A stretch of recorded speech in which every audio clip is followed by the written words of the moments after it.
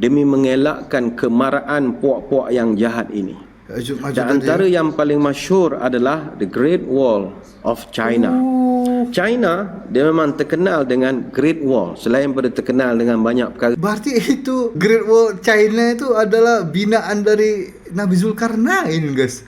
Aku baru tahu juga itu. Sebelumnya terima kasih untuk para dermawan di bulan ini. Terima kasih telah berdonasi dan menjadi member di channel ini. Semoga selalu diberikan rezeki yang berlimpah dan kesehatan. Amin ya robbal alamin. Assalamualaikum warahmatullahi wabarakatuh. Kembali lagi di Indo React TV. Oke, teman-teman semua, hari ini kita masih melihat ceramah ya, supaya hari kita banyak pahalanya, guys ya. Dan masih seperti kemarin, hari ini kita masih melihat ceramahnya Ustadz Badlisa Alauddin. Ini ada video baru beliau di channel official beliau ya. Nah, ini dia ya, tanda kiamat. Inilah 6 tembok semula jadi dan 5 tembok yang dibina untuk halang kemarahan Ya'juj Ma'juj. Nah, ada 6 tembok semula jadi, 5 tembok yang dibina. Aku kira cuma 1 temboknya, guys ya. Ternyata banyak ya. 6 tembok semula jadi itu maksudnya yang natural ya, dari alam gitu kan ya, gunung-gunung atau bukit-bukit mungkin ya. Dan 5 tembok yang dibangun ya. Sebenarnya sudah banyak banget ya aku reaction Ya'juj Ma'juj ini, tapi memang masih excited banget kalau aku lihat videonya, karena cerita Ya'juj Ma'juj ini masih misteri gitu, masih misterius gitu ya. Aku belum dapat jawaban yang memang benar-benar membuat aku puas hati gitu ya. Mungkin di ceramah Ustadz ini kita ada informasi lagi tentang tembok Ya'juj Ma'juj yang belum aku tahu gitu ya, yang semula jadi, terus yang dibina memang benar-benar dibina gitu kan. Jadi semoga video ini nanti bermanfaat. Jangan lupa juga subscribe channelnya Ustadz Badlisa Alauddin Official, dan langsung jadi kita tengok ceramah Ustadz yang satu ini. Yuk. Indo React. Nah, ini menarik ini, guys. Ada satu dapatan yang menarik. Maulana Hifzur Rahman Soharvi, dia ada tulis satu kitab bertajuk Qasasul Quran. Okay. Buku ni tebal tu 1784 muka surat. Qasasul Quran. Jangan keliru dengan kitab Qasasul Anbiya. Qasasul Anbiya ini karangan Al-Alamah Abdul Wahab Najjar, orang Mesir. Okay. Qasasul Quran ini bab yang ketiga, ada 348 muka surat. Dia ada menceritakan tentang persoalan Zulkarnain dan Ya'juj Ma'juj ini. Okay. Kata Maulana Hifzur Rahman, pemimpin-pemimpin dahulu memang banyak bina tembok untuk nak menghalang Ya'juj dan Ma'juj. Memang banyak. Dan ini pernah kita bahaskan dalam pertemuan yang lepas. Tembok ini, ada tembok yang ada secara semula jadi. Yang memang Tuhan jadikan gunung ganang ini sebagai penghalang pada puak-puak Ya'juj Ma'juj ini. Dan ada juga tembok yang memang dibina purposely. Okay. Tembok semula jadi ada 6, iaitu kawasan pergunungan Caucasus. Dia adalah banjaran pergunungan di Eurasia, terletak antara Laut Hitam dengan Laut Kaspia. Yang kedua, Gunung Elbrus di Rusia. Dia dekat dengan border sepadan Georgia. Gunung ke-10 tertinggi di dunia, 5,642 meter. Yang ketiga, kawasan pegunungan Zagros, terletak sempadan antara Iraq dan juga Iran. Dia adalah rangkaian gunung berkeluasan 1,500 km. Baru tahu aku nih, guys. Yang keempat, kawasan pergunungan Hindu Kush, terletak antara Afghanistan dengan Pakistan. Dia adalah rangkaian gunung berkeluasan 800 km, dan puncak paling tingginya adalah Tirih Mir, 7,708 meter. Yang kelima, kawasan pergunungan Tian Shan, terletak antara China dengan Kyrgyzstan. Puncak paling tingginya 7,010 meter. Dan yang keenam, tembok semula jadi adalah kawasan pergunungan Himalaya. Lokasi 2 gunung tertinggi di dunia, pertama Everest, yang kedua Kachinjunga. Ternyata gunung-gunung itu adalah tembok-tembok semula jadi untuk menghalau Ya'juj Ma'juj ya. Baru tahu aku, guys. Informasi ini aku baru tahu banget. Aku kira nggak ada hubungannya dengan Ya'juj Ma'juj kemarin tuh gunung-gunung ini. Ternyata ada ya. Punya ketinggian number 1 dalam dunia, 8,848 meter. Yang kedua Kachinjunga. Kachinjunga ni nombor 3 tertinggi di dunia, 8,586 meter. Dan banjaran ataupun kawasan pegunungan Himalaya ini berentasi 5 negara, Pakistan, India, China, Bhutan dan juga Nepal. Iya. Selain itu ada juga tembok-tembok yang disebutkan dibina oleh para pemimpin dahulu sebagai tembok untuk menghalang musuh-musuh mereka, dan dikatakan musuh-musuh ini termasuklah juga Ya'juj Ma'juj. Dan ada 5. Pertama sekali adalah tembok Darial. Tembok Darial ini terletak di kawasan tinggi Kaukasia Tengah, dekat bahagian barat kawasan Babul Abwab ataupun the Gate of Gates. Situ ada satu laluan dipanggil Darial Pass. Yang kedua tembok Darban. Tembok Darban ni tembok tinggalan Sassanid. Ingat lagi kita pernah bercerita tanda kiamat yang ke-48, Sungai Furat menampakkan timbunan emas. Itu adalah harta tinggalan Sassanid. Istilah kita guna Rom, Byzantine, Parsi, Sassanid. Dan tembok Darban ini terletak di tepi Laut Caspian, dekat dengan pelabuhan Durban di Republik Dagestan di Rusia. Tembok ini panjangnya 3 km dari pantai Laut Kaspia sampailah kaki Gunung Caucasus. Yang kedua. Yang ketiga, tembok Gorgon. Tembok Gorgon ini the Great Wall of Gorgon. Tembok ini letak di kawasan Gorgon, kawasan wilayah Golestan di sebelah timur Laut Iran, dan duduk di sebelah tenggara kawasan Laut Kaspia. Dan yang keempat, tembok besi di lembah Fergana ataupun Fergana, terletak di Asia Tengah, melintasi Uzbekistan, Tajikistan dan Kyrgyzstan. Dan dikatakan Alexander the Great bina tembok besinya di situ. Dan yang kelima yang paling terkenal adalah tembok besar China ataupun the Great Wall of China. Jadi itu juga tembok besar China untuk menghalang Ya'juj Ma'juj ya guys. Wah, baru tahu aku ini. Kata Maulana Hifzur Rahman, di China ini, pasal tembok ini, Syekhul Hadis di Darul Ulum Deoban, Uttar Pradesh. Namanya Said Muhammad Anwar Shah Ibn Muazzam Shah Kashmiri. Dia pernah ulas kisah Wall of Zulkarnain di China ini dalam buku bertajuk Aqidatul Islam fil Hayatil Isa.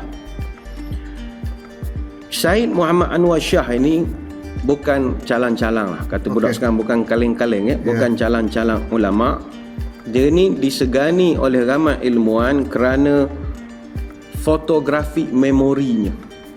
Dia punya memorinya begitu luar biasa sekali. Dia kalau baca sekali lalu, dia boleh ingat 30 tahun. Dia punya memorinya. Dan kalau dia baca bersungguh-sungguh, dia boleh ingat fakta itu seumur hidupnya. Tak tahu apa dimakan, tapi memang dia ni memiliki photographic memory.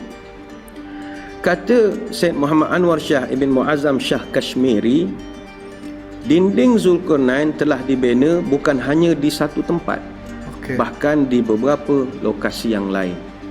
Pemerintah setiap negara telah membina dinding-dinding yang khusus demi mengelakkan kemarahan puak-puak yang jahat ini. Dan antara yang paling masyhur adalah the Great Wall of China. China dia memang terkenal dengan Great Wall, selain pada terkenal dengan banyak perkara. Berarti itu Great Wall China itu adalah binaan dari Nabi Zulkarnain guys. Aku baru tahu juga itu. Yang malah kita nak sebutkan, mereka amat terkenal dengan Great Wall of China. Keseluruhan panjang Great Wall 21,196 km.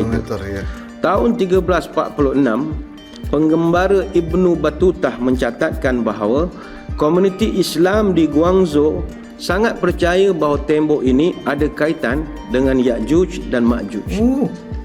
Tembok ini sebenarnya dah dibina sejak daripada abad ke-7 sebelum Masihi lagi. Bahkan ada bahagian-bahagian tembok itu yang dibina lebih awal daripada itu. Kata Abu Hayyan Al-Andalusi, dia ni seorang sejarawan yang terkenal, tembok ini dibina 3,460 tahun selepas penurunan Adam AS oleh Faghur of China. Namanya Faghur. Selain daripada Great Wall, ada juga di sana Badaling Great Wall dekat dengan Zhangjiakou. Masa tu negeri-negeri di tanah besar China ini seperti di Qin, Wei, Zhao, Qi, Yan dan Zogstan, semua negeri-negeri ini dah bina tembok masing-masing. Apabila Qin Shi Huang dia jajah seluruh kerajaan, dia tubuhkan China tahun 221 sebelum Masihi. Maka ketika itu bermulalah era dinasti Qing. Apa sebab? Mereka nak halang keganasan puak-puak Xiongnu yang datang daripada sebelah utara. Kita cuma kenal tembok sekarang yang dibina oleh Maharaja pertama China, iaitu Qin Shi Huang pada tahun 220 sebelum Masihi, dan juga semasa era dinasti Ming. Abad yang ke-14, dinasti Ming merancangkan lagi pembinaan The Great Wall. Sebab mereka terpaksa kukuhkan Great Wall ni, pertama, ketika itu mereka tewas dengan puak-puak Oirats dalam peperangan Tumu. Yang kedua, kerana gagal sekat kemarahan puak-puak Mancurian dan juga Mongolia yang telah menguasai gurun Ordos pada ketika itu.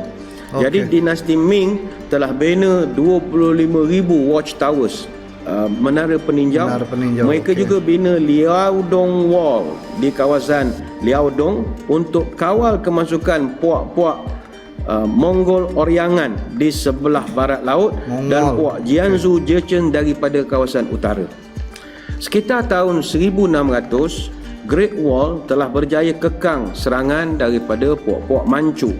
Cuma pada tahun 1644, Beijing telah tewas kepada Manchu selepas pagar Shanghai Guan dibuka oleh Jeneral Wu Sangui, iaitu Panglima dinasti Ming, pada 25 Mei tahun 1644. Jeneral Sangui masa itu dia minta tolong puak-puak Manchu lawan puak pemberontak Li Zicheng, tapi akhirnya kena tipu dengan Manchu. Akhirnya Manchu telah bina Empire of the Great Qing ataupun Manchu Dynasty, the last imperial dynasty of China, tahun 1644 sampai 1912. Terakhir ya. Jadi tembok ini adalah antara tembok dikatakan dibina untuk menghalang kemasukan-kemasukan puak-puak yang jahat. Selain daripada tembok-tembok yang kita telah nyatakan tadi, tembok berhampiran Bukhara dan juga Termiz di Asia Tengah, tembok di Dagestan di Rusia, tembok di kawasan tinggi Kaukasia, dan beberapa tembok yang lain. Al-Bustani pernah mencatatkan berhampiran tembok Babul Abwab, ada sebuah tembok lagi yang menghala ke barat. Ada kemungkinan ia dibina oleh orang Parsi untuk menyekat serangan puak barbar di utara. Dan ada yang kaitkan Cyrus dengan Naushirwan, dan kata Yakut tembok ini dibuat daripada tembaga. Ini boleh rujuk dalam kitab Dairatul Ma'arif jilid yang ke-7. Baik, bagaimanakah perbahasan ulama tentang lokasi tembok ini? Kata tuan kitab, antara 4 lokasi tembok ini, Great Wall bukanlah tembok Zulkarnain. Sebab ia terletak di kawasan timur jauh. Sedangkan tembok lain sebelah utara, di kawasan utara. 3 tembok lain memang semuanya duduk di utara. Para ulama seperti Al-Mas'idi, Istakhri, Al-Hamawi dan lain-lain telah mengenal pasti bahawa tembok yang terletak di Dagestan atau di Darban dekat dengan wilayah Kaukasia, iaitu di Babul Al-Abwab, berhampiran dengan Laut Caspian Sea, adalah tembok Zulkarnain. Jika ada sekalipun ulama yang mengatakan tembok itu di Bukhara ataupun di Tirmiz, lokasinya masih juga nama yang sama, iaitu Darban, sama macam yang di Dagestan. Jadi kesimpulan, tapi yang tembok besar Cina tadi aku bikin kaget aja, ternyata bukan guys. Ulama-ulama menyimpulkan bahwa itu bukanlah tembok yang dibina oleh Zulkarnain guys ya, beda kejauhan itu tadi katanya. Aku kaget juga tadi, aku baru tahu informasi itu kan. Bulannya ia terletak di Babul Abwab, berhampiran Darban di Kaukasia, dalam wilayah Dagestan atau di kawasan tinggi di Gunung Kafkis atau Kaf. Orang putih panggil Caucasus. Syed Muhammad Anwar Shah dalam kitab Aqidatul Islam muka surat 297 mengatakan tembok di Kohkaf ataupun Kafkaz Caucasus adalah tembok yang dibina oleh Zulkarnain. Jadi kita di Minda Imam Besar berpandangan tembok yang dikatakan sebagai tembok Zulkarnain terletak di kawasan tinggi Kaukasia, menghala ke barat Babul Abwab, yang mana di kawasan antara 2 gunung terdapat satu lorong yang disebut Darial Pass.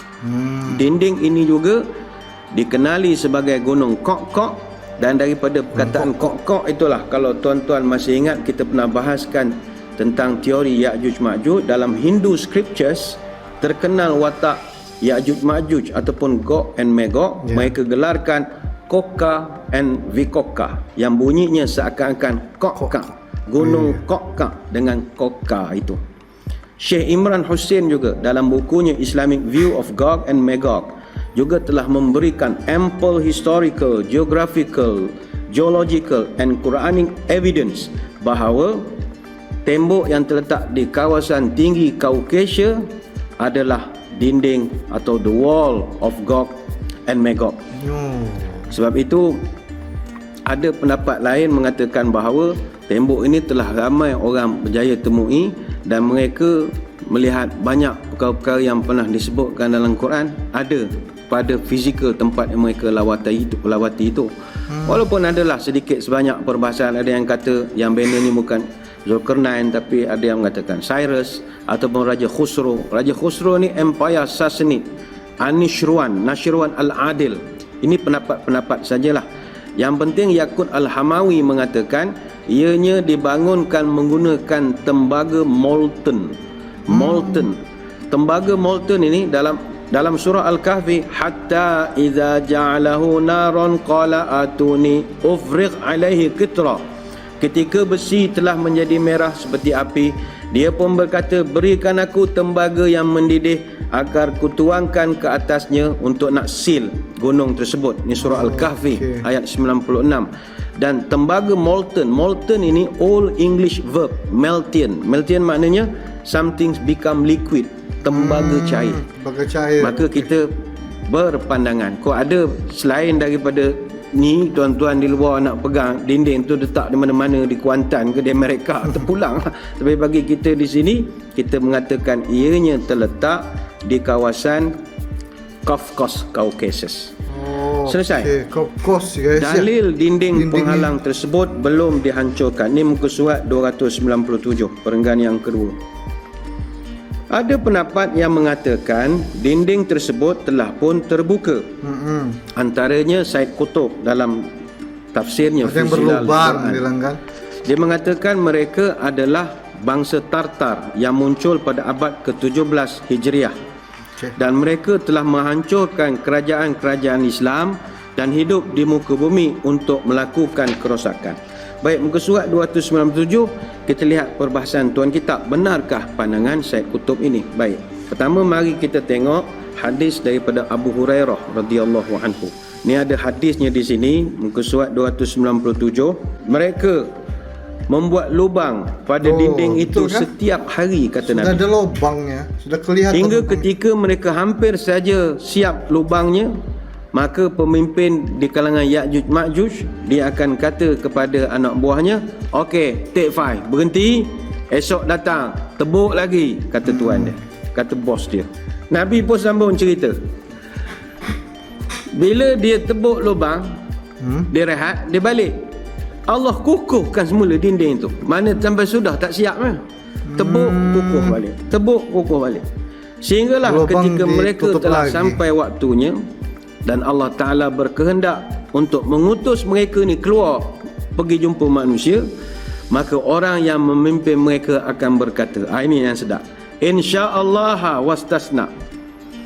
Baliklah esok hari, InsyaAllah kita buat lagi lubang. Dan dia mengucapkan istisna ataupun insya-Allah. Mengucap jadi ini pelajaran sangatlah untuk kita. Ni kita pernah cerita sebelum ni.